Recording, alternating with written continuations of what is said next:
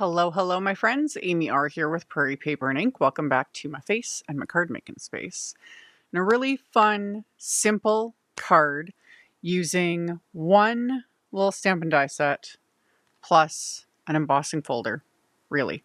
I also have an exclusive discount code to share. I'll get more into that later on in the video. If you're watching this when this video is fresh. It'll be for a couple days, and then if you're watching this down the road, I'm sure I'll have other codes, deals, things to share. I always link that kind of stuff on my business page. And then everything I used will be listed and linked in the description box below the video, as always. My links are affiliate links. That just means that if you click on one of my links and end up placing an order, I do get a little kickback from that at no extra cost to you. That is what helps pay the bills, keeps lights on, my heater's running, enables me to keep bringing out content. And yeah, let's get into making this card. So I'm using the Mini Delight Apothecary Garden Stamp and Die Set. I have a soft spot for these little mini sets from Altenew. Some have been sent to me, like this one was sent to me, but I've purchased several older ones and I don't know what it is. I like them. And I've also purchased the little, I showed that little, these are their little storage pockets. They're like 4.5 by 6. I bought a couple like sets of them to put all these little mini sets in because it's the easiest way to store them. Anywho, what I'm doing is I'm starting with a panel of white cardstock. And I was kind of lining up the sentiments I want to use in that like vase. And then I decided there's a line in this set. And it's just sort of a little graphic thing that you can use to sort of separate your sentiment and sub-sentiment. And I decided I wanted it to be gold. So I had lined everything up so I knew where to put the line. And that's what I did first because I wanted to heat emboss it with gold embossing powder. Because I'm going to stamp the sentiments, both sentiments, and the little vase with Obsidian Pigment Ink. And it was easier to emboss this part first because pigment ink takes longer to dry. And it would have just been a bit of a nightmare to either just let it dry forever or try and heat set it, yada yada. It's like I try to do my heat embossing first, and then anything else I stamp, we're good to go. So I stamped the line with clear embossing ink, heat embossed it with some gold embossing powder, and then lined up the vase and the sentiment and sub-sentiment and stamp them with the Obsidian Pigment Ink. And then this other little image is in that little set. And that I'm going to stamp with Citronella Fresh Dye Ink. And get that stamped. And then the die set that comes with this little stamp set. I die cut the branch from green gold cardstock. And I'm going to adhere that directly to this stamped little panel with some liquid glue. And then my brain stopped as I was doing my voiceover. I was like, and I don't know what I was doing next. Anyway, adhered that with liquid glue. Then the little flowers I had die cut from Sea Glass and Azurite Cardstock. I've been talking about this more lately. I love shades of blue. Like blue inks, cardstock, blue anything really. Blue is a beautiful color. For whatever bizarre reason, so often, over all the years I've been card making, I just do not reach for blue often. I don't know why. It's one of those things where I almost have to like be intentional about it. I don't know, y'all. It's weird. But yet when I use it, it's like, I love it. These colors are amazing. So I really wanted to use this really bright, like this Azurite color. Like it is a very bright blue. And then I paired it with the sea glass. And these little floral die cuts, I stuck them to a grip mat. And I'm just doing a little bit of ink blending using, for the light, like the sea glass shade, I started with sea glass, which is tone on tone, same color. And a little mini, like Altenew's micro blending brush, the smaller one.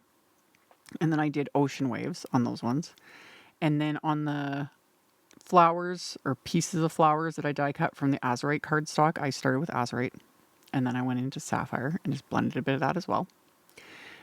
You know, I didn't do the flower centers. There is a die that die cuts the little flower centers for these as well.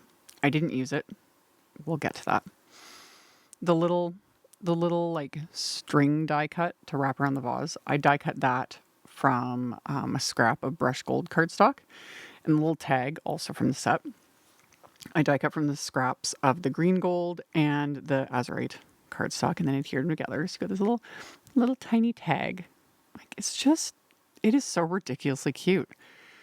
And then the flowers, super, super easy to assemble. They've got the little keyhole system, which if you're not familiar with, Altenew has been doing this for, I don't even remember when they started rolling this out. But all it means is if it says keyhole on the die cut packaging, it just means that the die cuts have specific openings in them. And you just have to line them up. It's so ridiculously simple. And ones like this, it's super duper simple. So the little flower die cut in the set die cuts all 4 pieces at once, 2 for each flower. So 2 pieces have the same keyhole, and then the other 2 have a different shape keyhole, and you just line them up, and that's it. Like, this is a very easy set to assemble. So I adhere my flowers, and then for my background, I used the piped floral lace 3D embossing folder, which so good. So good. I was kind of sad to cover a lot of it up, honestly. I was like, this is such a pretty embossing folder. Why have I let it sit here this long? So I embossed the same Azurite cardstock with that embossing folder. Side note, I showed my embossing sandwich on screen there earlier with the Empress, which is just a die cut plate and the magnetic plate. I did add my metal shim to this one, just to really get all that detail with the embossing folder, and that was perfection. So I adhered my panel to that embossed background with some foam tape. And then I used just a piece of Post-it tape to mask the sentiment, just so I don't get splatter on top of it. And I'm using the Altenew Metallic little watercolor set for my splatter. I added water to a couple of the colors, the blue color and the gold. Had let it sit for a couple minutes so the water could kind of soak in. And then swirl it up real good with my brush.